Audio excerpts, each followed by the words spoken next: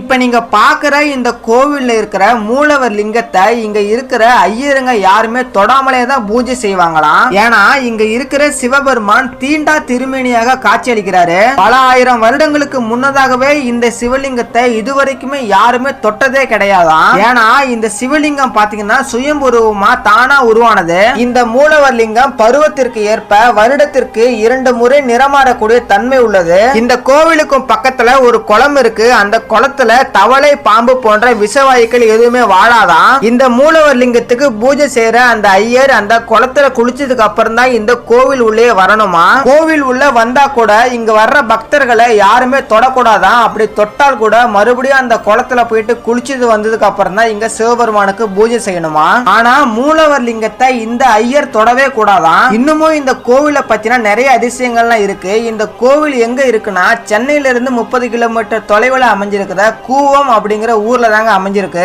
இந்த கோவிலை பத்தின முழு காணொலியும் நம்ம சக்தி டிராவலர் யூடியூப் சேனல்ல இருக்கு, மறக்காம பாருங்க. இந்த கோவிலை பத்தி இன்னும் ஒரு அதிசயம் இருக்கு, அதை நம்ம அடுத்த வீடியோல பார்க்கலாம். நீங்க அடுத்த வீடியோவை பார்க்கிறதுக்கு நம்ம சேனலை மறக்காம ஃபாலோ பண்ணி சப்ஸ்கிரைப் பண்ணிக்கோங்க.